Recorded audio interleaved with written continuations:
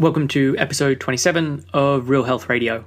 You can find the show notes and the links talked about in this episode at www.7, so seven health.com/27.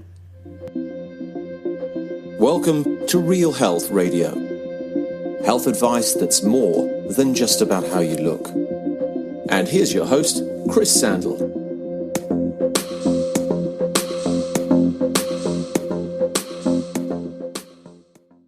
Hey, and welcome to this week's episode of Real Health Radio. This week is another show where it's just me on my own digging deep into a topic and hopefully helping you to learn something new. And before I launch into that, I just want to mention that I'm in the process at the moment of taking on new clients. I take on clients twice a year, once at the start of the year and once in the middle point of the year. I opened this up a couple of weeks ago and I now just have a handful of slots left. So I work with clients for a period of 5 months. We have a consult for an hour every 2 weeks.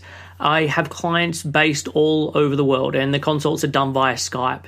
So even if you're not based in the UK, say if you're in the US or in Canada or Australia or Germany or other places around the world, I can still work with you and I have clients in all of these different places.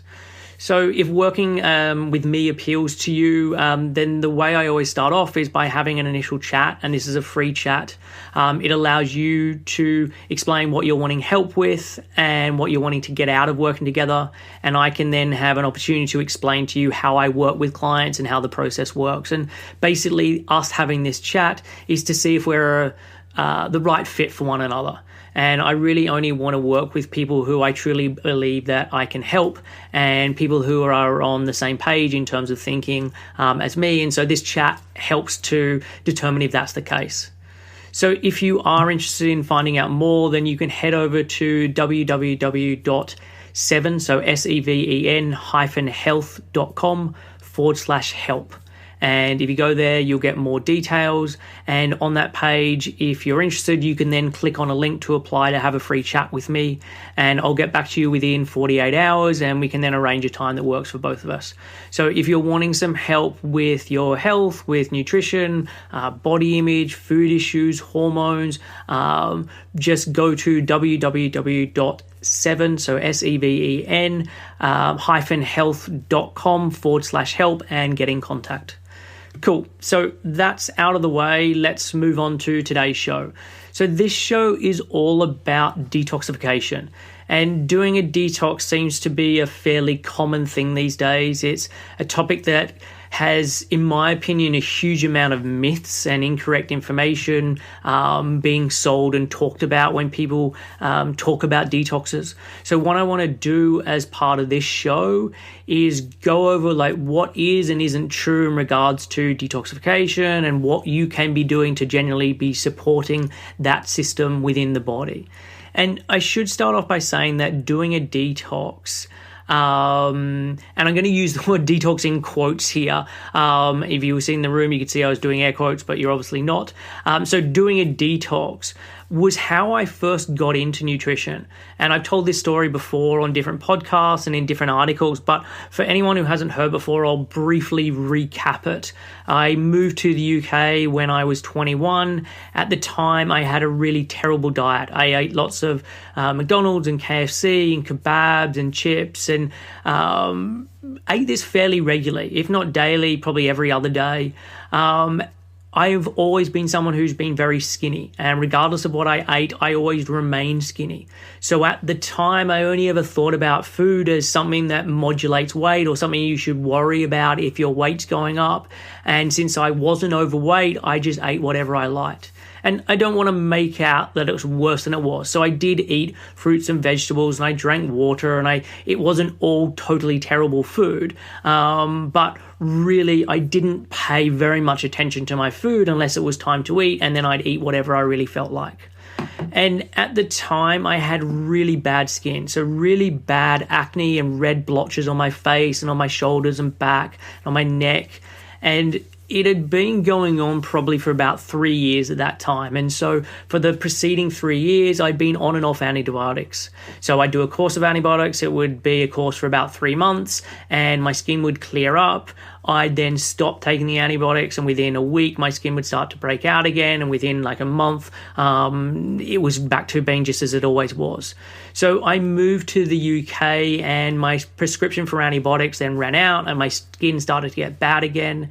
And one of the people that I was then living with said that she was going to do a detox and wondered if I wanted to do it with her because it could help my skin.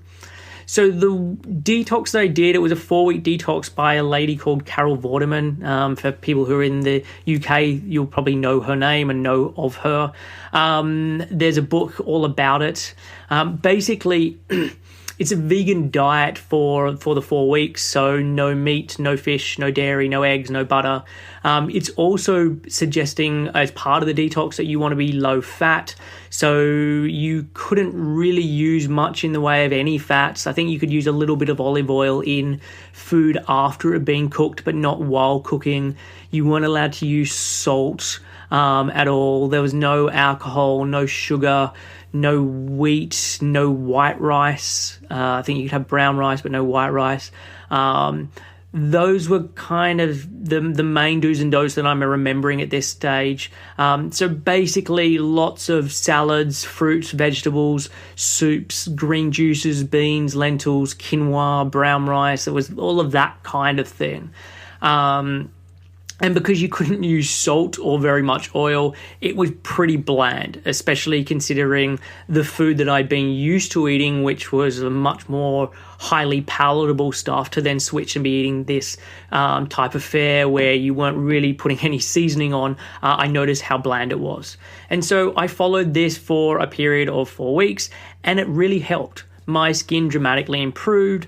I think a lot of this was to do with what I was eating, but also because I wasn't drinking alcohol at the time. And this was something I was doing fairly regularly, being someone who was 21, who was for the first time living away from home and in London of all places. So having a period of 4 weeks of not drinking was probably part of the reason why I saw that improvement in my skin. But after 4 weeks, I went back to and slowly regressed back to old habits. And again, my skin went back to being not very good again. But I would say 2 things happened as part of that experience. One was that I started to include more of the foods that I'd eaten during that detox period into my normal everyday life. So it really expanded my palate. It really expanded my cooking repertoire. So this was a really positive thing. And then the second was that it made me see the distinct connection between what I would eat and my skin, and also what I would eat and my general health. So what I ate and drank had a direct impact on how I felt and my energy and my mood and my digestion and all of these things. And regardless of the fact that it did nothing to my weight, or that I didn't have to concern myself with my weight in a certain sense, I now made the connection between food and health.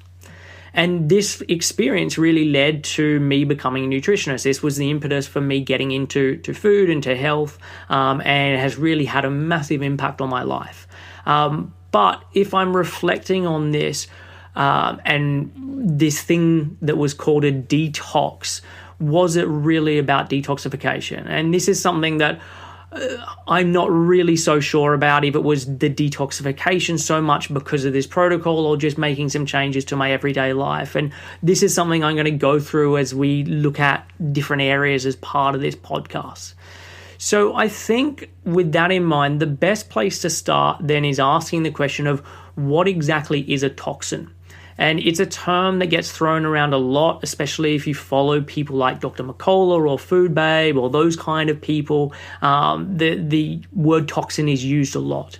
So a toxin is a poisonous substance that is produced within living cells or organisms, or is introduced into the body. And I want to talk about the word poisonous here, because I think it can be a little bit misleading. It could be something that we instantly think of as problematic. So someone ingesting rat poison, or giving a lethal injection to someone, and that being poisonous and that being a toxin. But you can have substances that would fit the bracket of being a toxin that are actually tolerable or even helpful in the body, but only up to a certain amount. And then it's after this amount that it again starts to cause a problem. And it's in this category that you could include things like vitamins and minerals or hormones. And at one level, they are fine within the body, but as they become too high, they can then create a problem, and the body then needs to excrete that and get it out. And this is important to note because so often when we hear the word toxin and the way that it's talked about, we instantly think of food additives or something that is instantly harmful. But this is really only a very small part of it. And most of the toxins that your body is trying to detoxify are natural substances that have resulted from normal processes within the body. So in a general sense, a toxin is a substance that is causing some level of ill health or for the body not to be functioning as adequately as it can be, which ideally would be excreted or removed from the body in some way. And there are actually two kinds of toxins. So you have endogenous toxins, and this means that it was created within the body. And then you have exogenous toxins, which means that it came from outside of the body. So if we then look at a general list of toxins, it could include things like lifestyle toxins, so alcohol, cigarettes, recreational drugs, prescription and over-the-counter medication, certain additives or preservatives, environmental toxins, so traffic fumes or insecticides or pesticides or heavy metals. You can have biological inhalants, so things like mold or pollen or algae, electromagnetic toxins, so computers, stuff coming from computers or phones or televisions or Wi-Fi or X-ray. You have natural toxins that are found in food. So things like phytates, which are in grains and certain foods, that can bind to minerals, that can prevent digestion by preventing you from being able to produce different enzymes. So this would be known as a natural toxin. You have digestive toxins that come about from improperly digesting your food or from a bacterial overgrowth. Viruses, bacteria, parasites, fungi, all of these are toxins. Substances that then can build up in the body. So you have a substance like homocysteine or different hormones can become toxic or become toxins if they're in levels that are too high for that appropriate time within the body. You have things like free radicals. And free radicals are normally thought about as this process that you need to or thing that you want to be avoiding. But in reality, they're a natural part of chemical reactions within the body. And you want to be minimizing the damage that they cause, but there's no avoiding free radicals. So that's really your list of different toxins. And I know that I've missed off some. Or I will have missed off some, but just to give you a bit of an idea that it can come from so many different sources. And one thing to keep in mind with all this is the phrase or the expression, the dose makes the poison. And in other words, say lead in lead paint is obviously toxic, as are you having ladle fills of arsenic, or if you're in a garage and that garage is all sealed off and it's then being filled with carbon monoxide. But just as equally to that, water can be problematic and can be a toxin if you're chugging it down and you're having liters or gallons of water and you're doing that in very quick succession. So when thinking about a toxin or toxicity, we need to not just think about the substance, but also the level or the amount of that substance and at what level it starts to cause a problem. So with that basic understanding of what a toxin is, let's look at what's detoxification. So detoxification is a metabolic process by which toxins are changed into less toxic or more readily excretable substances. So detoxification involves the whole body, and it can impact upon the whole body. And it's more than just the liver. I know that most people think of the liver as being the really the only part of detoxification, but there's a lot more to this. So once a substance has then been detoxified, you have and detoxification by detoxified using your detoxification system, you then have two options as part of that. For substances, they're broken down and they're changed into a form that is then fine to remain in the body, or they're changed into a substance that then becomes useful within the body and is used again. The other option is that the detoxified substance now needs to be making its way out of the body. And this is predominantly done by putting that stuff to your digestive system or urination or out through your skin. And I now want to look at the different organs involved in detoxification, as well as how the process actually takes place.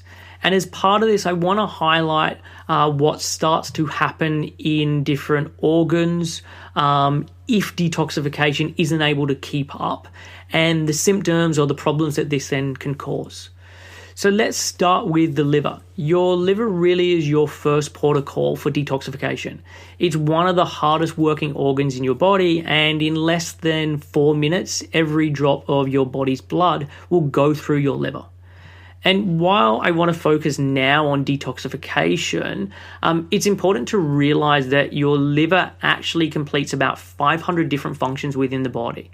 And so some of these include neutralizing toxins, making bile salts, which are used for digesting fats, for lowering or raising blood sugars, oxidizing fats for energy, producing cholesterol, which you use to make all your steroid hormones from, and for other reasons you need cholesterol, for producing phospholipids, which is the outsider layer of your cells, for creating lipoproteins, which is used to transport fat around the body, changing sugar and amino acids into fat, removing ammonia, so that's a waste product from the formation of a substance called urea. It produces amino acids and plasma proteins. It uses vitamin K to make blood coagulation products.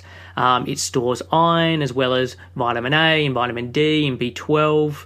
It activates vitamin D, it makes CoQ10 and many other products crucial to health. So your liver has got lots of roles and lots of jobs that it needs to do outside of just detoxification. And really your liver is involved in every system within the body.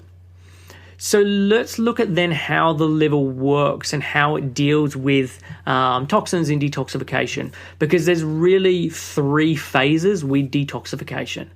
So phase 1, as part of this, there's over 100 different enzymes that are used as this first stage of breaking down toxins or changing their form. So a lot of this happens in steps. And so this is just the first step of breaking certain things down. And so once a toxin has passed through phase 1, but has not gone into phase 2 yet, it's known as epoxide. And these substances can actually be as much as 60 times more toxic than before phase 1. And so this can cause a lot of damage. So what you want to take place is that phase 1 immediately is followed by phase 2, and you're not having a lot of these intermediary substances hanging around because they can be very problematic.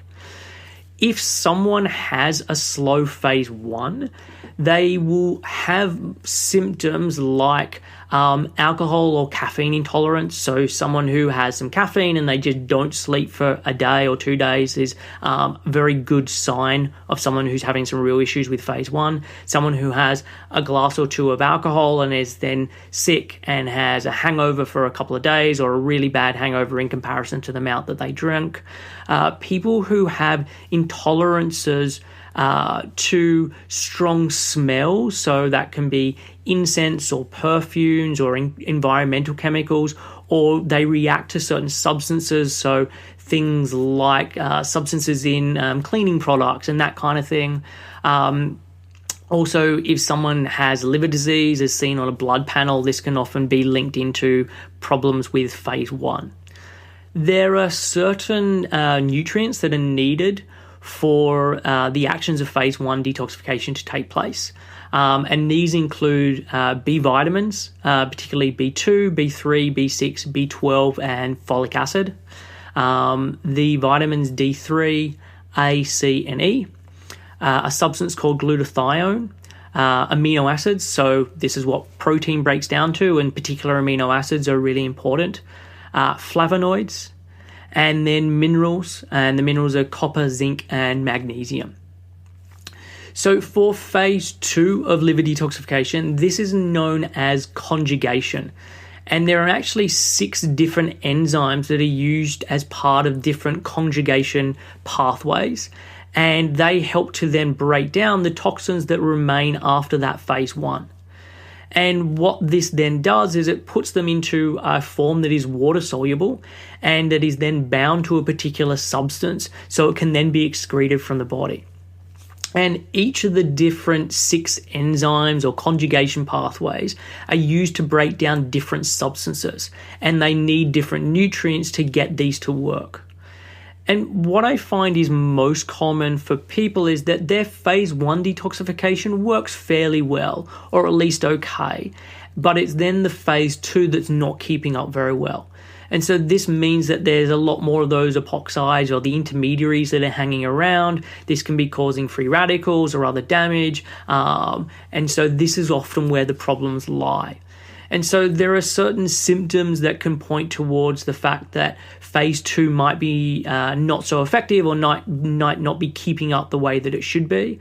Things like asthma, and not always asthma being like, asthma is not only because of this, but it could be, or it could be someone starting to get worse asthma.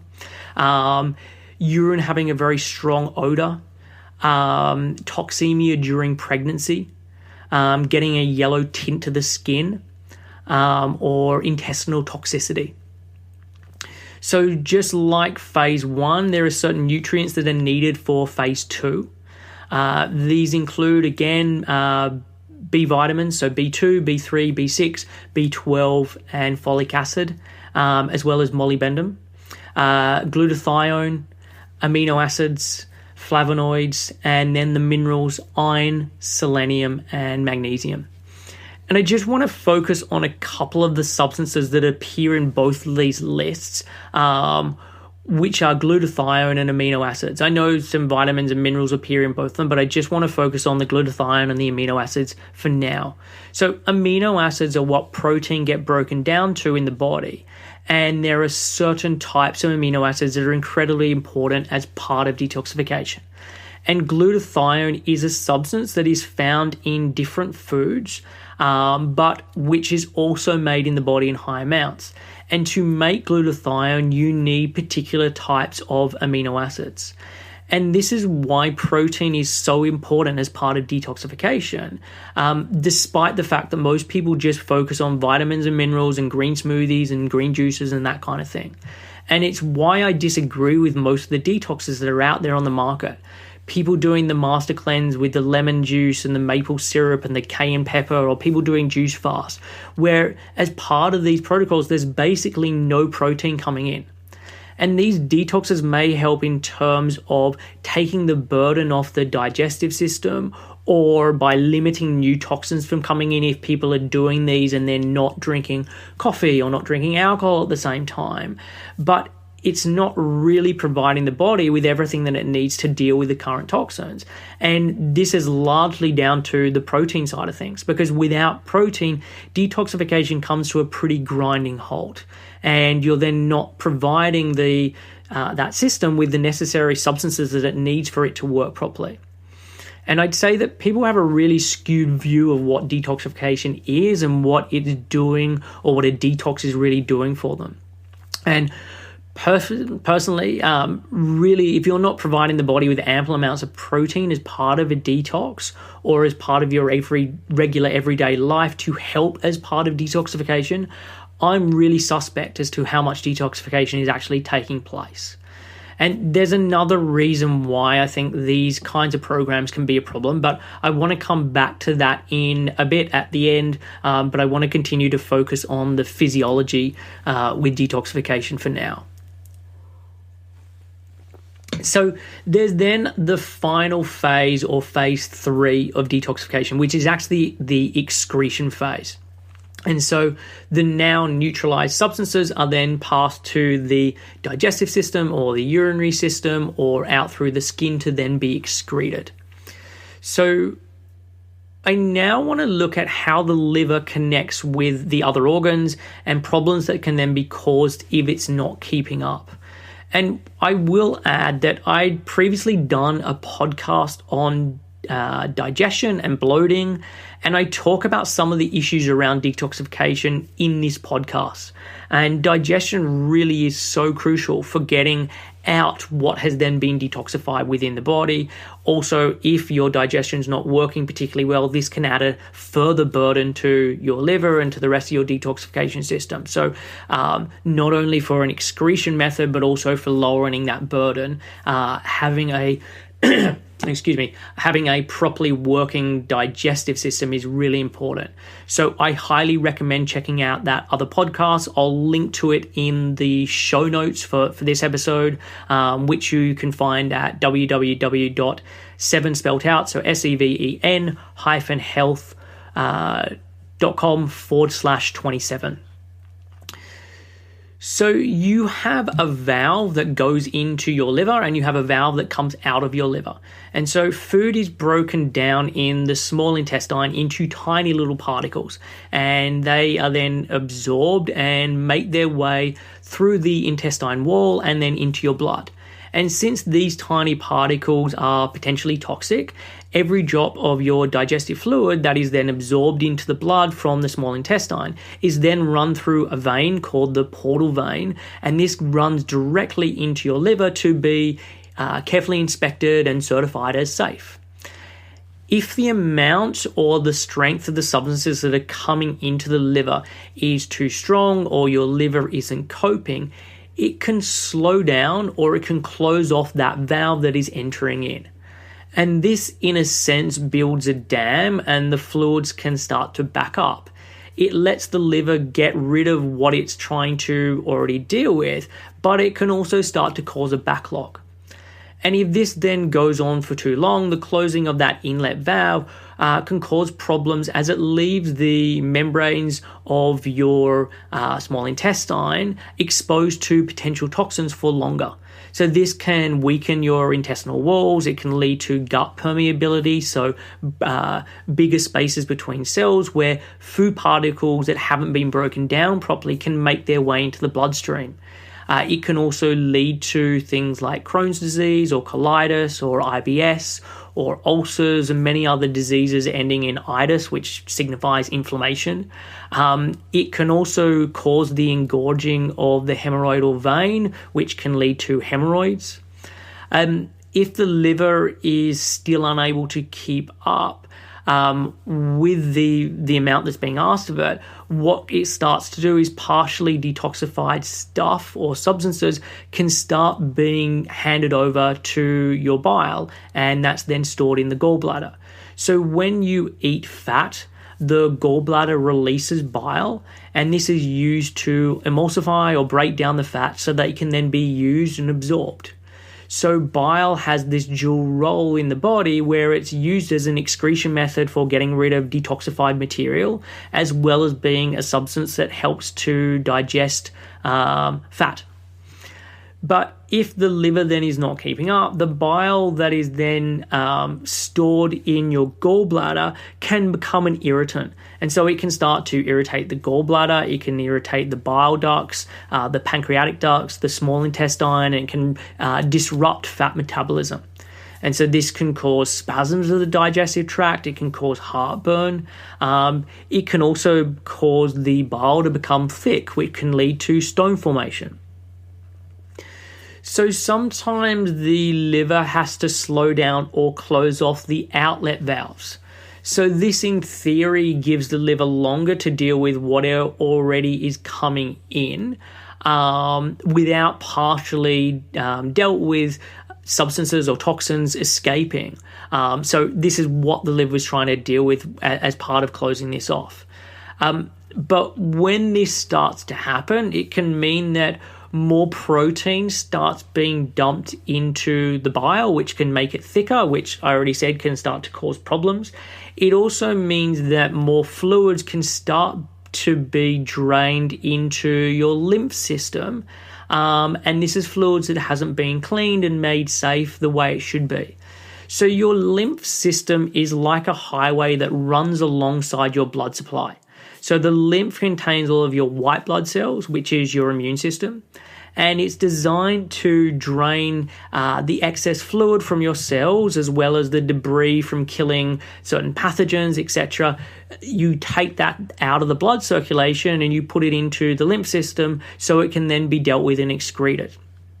And if you're getting the dumping of large amounts of fluid and protein and other stuff directly from your liver into your lymph system, this can then put a real burden onto that lymph system or your lymphatic system.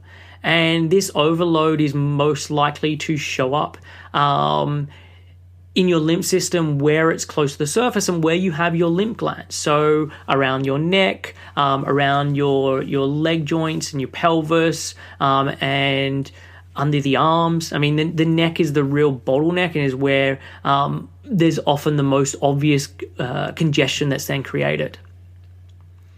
So if you're having lots of toxins in that lymphatic system, your immune system is trying to help or trying to deal with that situation by sealing off the areas to deal with it. So this then creates that congestion, the swelling of those lymph glands, because that's where your immune system is trying to deal with those substances.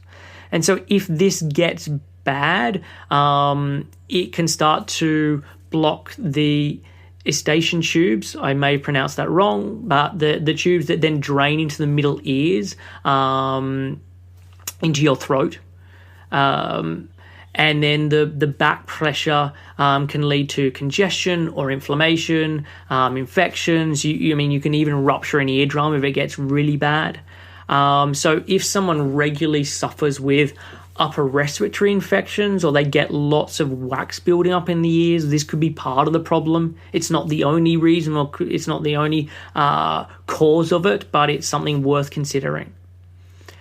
And the closing off of the outlet valve with liver can also cause the liver to swell. And running directly behind the liver is the inferior vena cava, and this drains the blood from the legs and the pelvic area and the kidneys. And so if this is then being cut off, it can lead to varicose veins in the legs, it can lead to reproductive issues and urinary tract infections. The inferior vena cava supplies about 70% of the blood to the heart, so having this cut off can also cause serious problems around cardiovascular health. And so this also makes the blood more likely to clot, and it can also affect the kidneys. So the kidneys serve several essential roles within the body. So they work as a natural filter for the blood, removing waste and toxins. They are also used to regulate your electrolytes and to release hormones, and both of these are used to affect your blood pressure. And the kidneys also reabsorb water and sugar and protein. And the substances that pass to the kidneys by your liver should have already been dealt with effectively. And if it hasn't been, it means that some of the stuff that's then being passed the kidneys haven't been completely neutralized. And these substances then, when they go down your urethras, into your bladder and then out through your urethra, can start to cause problems. So it can start to cause irritation, especially in the bladder and the urethra. And this can lead to infections in these areas, which can also then make their way back up into the kidneys. And as mentioned previously, the liver can sometimes swell, and this pinches on the inferior vena cava. And this can then interfere with the drainage from the kidneys, and it can then leave them with substances in them longer than they would ideally like. So it can interfere with their ability to function properly. And this interfering with drainage can also lower blood pressure. So then the kidneys in turn respond by releasing certain hormones to then increase that blood pressure back up. And as we've seen with the liver, if it's not doing its job properly, more of it then falls onto the kidneys to deal with.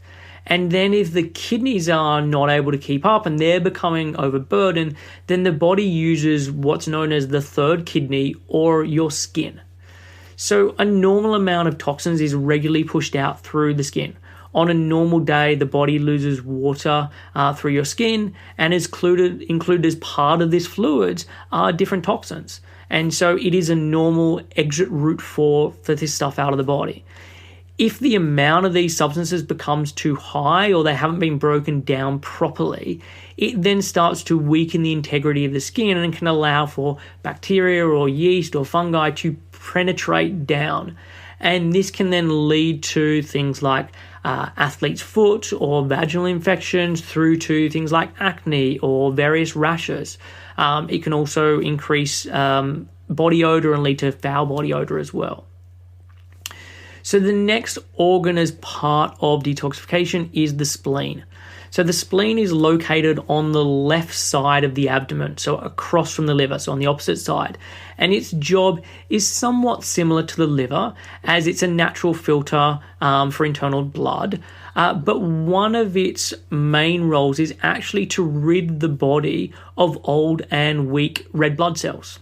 So the red blood cells carry oxygen and carbon dioxide around the body, which is crucial for health.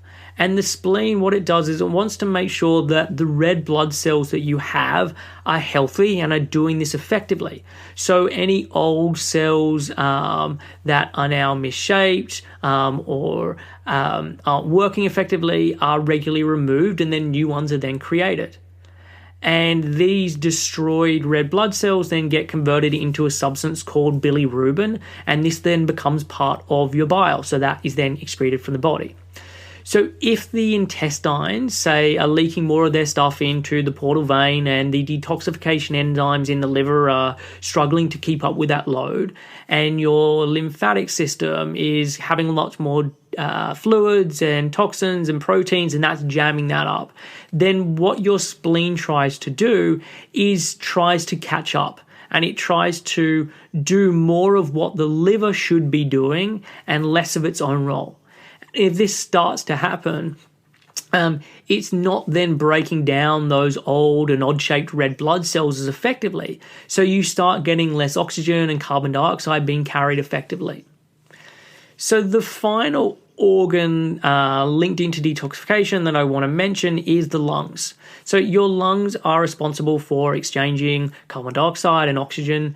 They're important and so important to your life. Like if your lungs stopped working in a very short space of time, in a couple of minutes, you would be dead. And living in the environments that we do exposes us to airborne toxins. And this is more so if you're living in a major city or places with high amounts of airborne pollution. So for those living in London, just think what it's like when you catch the tube and then you blow your nose afterwards. I mean, the amount of black gunk that comes out is rather worrying. And these environments can leave your lungs having to deal with a lot of this junk. And it's also dealt with by your nose and your sinuses, and hopefully they're doing enough of a job to take a lot of the burden off your lungs. But it then also falls on your lungs to deal with this stuff. And so in your sinuses, the body makes a substance called nitric oxide. And this is used to kill off invaders. And it's also mixed with air when we inhale it, and it then dilates the blood vessels of the lungs and the heart, and it helps to then deliver oxygen. So if you can't breathe properly through your nose, you're going to be running lower on that nitric oxide. You're going to feel shorter of breath, but you're also not going to be preventing and killing off invaders as effectively as someone who is able to breathe properly through their nose. So this explains why when you're having a cold, it makes it more difficult to get to sleep because you're trying to breathe through your nose and you're not able to take in as much air because that nitric oxide is lower and it's not helping to dilate the blood vessels and help exchange with the oxygen. So that's a rundown of detoxification and generally how it works in the body. And so I want to just cover a couple of things that regularly come up when talking about the topic of detoxification. So every year around the new year, there are articles written about why you should be doing a detox and how beneficial it is for the body. You then get the articles that give the total counter advice of this. And we're told that the body has everything it needs to detoxify each and every day, and that the idea of detoxification or doing a detox is nonsense. And sure, people can have heavy metal toxicity, but for everyone else, detoxification works just fine on its own. And in reality, I don't agree fully with either of these arguments. So the majority of detoxes that are promoted do barely anything to help with the detox system. Sure, like giving up alcohol or caffeine, as I said, can be taking some of that burden off the liver or reducing the load for the detoxification system. And I don't have a problem with people doing this, and I think this can be a really good thing for people to do at certain times throughout the year or even permanently for certain things or for certain people. But the idea that if you do a master cleanse with the maple syrup and the lemon juice and the cayenne pepper or some kind of juice detox, and that this is how somehow going to speed up detoxification, well, I really disagree with this. And as I mentioned before, protein is super important as part of detoxification. And as part of these protocols, it's basically entirely missing. But added to this is that most of these detoxes create a real calorie reduction. And calories are very important if detoxification is going to happen. The body has a hierarchy of needs. When it has plenty coming in, it can be pretty relaxed as there's enough going around and it can share that stuff with different systems. But when that gets cut, the spending that it then makes needs to become more considered. And if there's not enough coming in to cover the everyday bills, the most important stuff is then allocated resources first, and then the other things can wait. Detoxification isn't that high up on the priority list. In times of need, the body chooses short-term survival over long-term health, and detoxification doesn't make the cut in this situation. So the average calorie estimation for a female is that she needs 2,000 calories a day, and for a male that it's 2,500 calories a day. This will differ depending on someone's size and their activity levels, but that is a rough estimate. If I'm to look at something like Tropicana orange juice, which is pretty high in sugar and calories, for a juice anyway, a 200 ml serving provides 96 calories.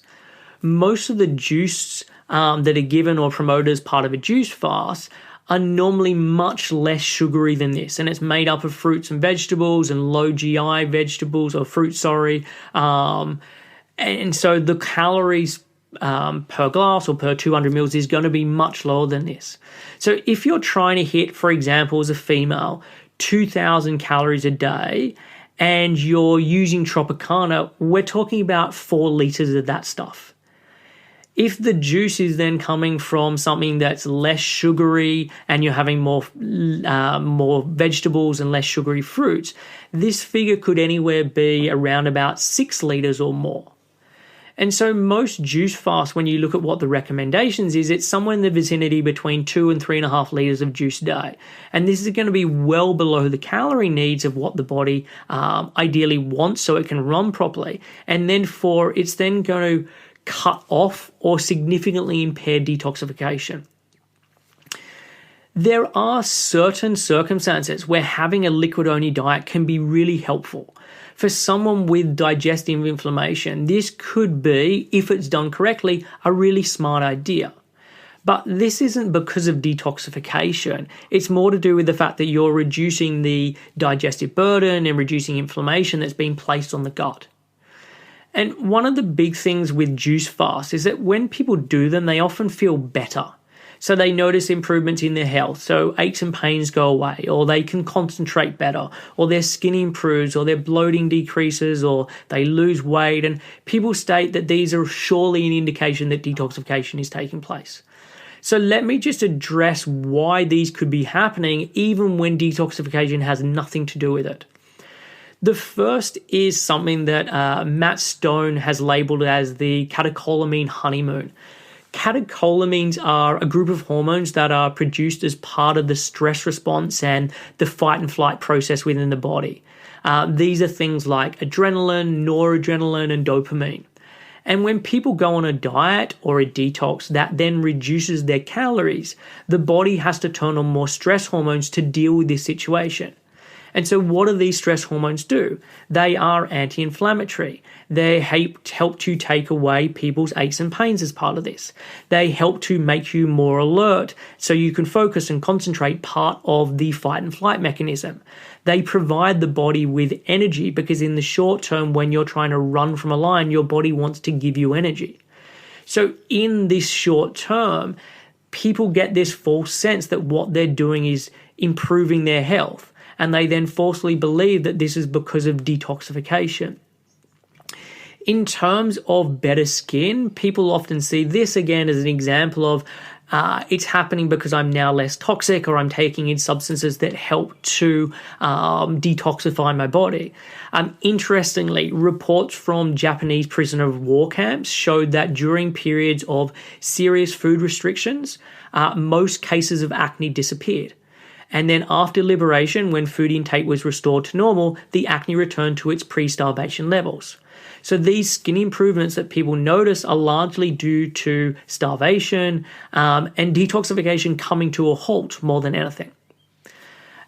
You also can't underestimate the feeling of self-righteousness that people get when they believe that they are looking after themselves, and then how this feeling is received when they're doing a detox. Start any new diet or restriction regime, and for the first little while, people will tell you how amazing they feel. And feeling like you're doing something good for your health comes with a real strong placebo effect. And this is especially the case when you then mix this with some immediate weight loss. And for so many people, this is the thing that they're actually chasing and the real reason that they're doing a detox. And if they then do some regime where within a couple of days they're losing weight, they then become a convert. And because everyone associates losing weight with more health, a juice fast then becomes a highly alluring thing to do. And I also want to add that one of the biggest reasons why I'm against detoxes is because of the people who are typically doing them. It's not people who are flooding their body with toxins every day from eating really bad food or living in poverty near some chemical factory or open sewage. It's typically people who are already eating a clean diet, and clean in inverted commas, except for the occasional bit of alcohol or the occasional bit of sugar. It's people who are obsessed with eating very well and eating every superfood available to them and living on a diet that's based heavily around kale and chia seeds, and people whose food choices are driven largely by a desire to lose weight and often living in a place of daily fear that their diet is going to unravel at any second. And it's this practice then of doing a juice fast that then further entrenches them in that orthorexic beliefs and behaviors. It plays on the fears that they already have and their troubled relationship with food and their body, and it regularly makes this stuff worse. These people in reality need to be relaxing more around food and with their eating and breaking a lot of their food phobias. But instead, what the juice fast or a detox does is it legitimizes these behaviors and it makes them believe that these fears are justified. So really, for all of these reasons, I don't believe in the idea of the detoxes and the general thing that's being promoted. But on the flip side of this is then the people who claim that it's a totally normal process that happens naturally and you don't ever have to think about it. Because this I also disagree with. There are lots of foods and lots of dietary practices that can help with detoxification that people should be doing on a daily basis. So I talked about the different vitamins and minerals and substances that can help with both phase 1 and phase 2 detoxification. So having people include more foods that are rich in these things can then greatly assist in that process. So things like having people eat more fruits and vegetables, making sure someone's taking in adequate amounts of protein, which is really important, making sure someone's taking in enough calories to support detoxification, having someone manage their stress, like all of these things will help detoxification and can improve it, even if it's a system that works naturally on its own. So that concludes this podcast today on detoxification. I hope that you have a better understanding now of how things work in the body, and that it's maybe answered some of those questions or myths around detoxification. As I said at the start, I'm taking on new clients at the moment and just have a handful of slots left. If you're interested, then head over to www.7health.com/help, when you can find out some more information and I can arrange a free initial chat with you. So next week is another episode with a guest. It's already all recorded and I can't wait to release it. It was a really great conversation. So until then, look after yourself and I'll catch you next Thursday. Thanks for listening to Real Health Radio. If you are interested in more details, you can find them at the 7 Health website. That's www.7health.com.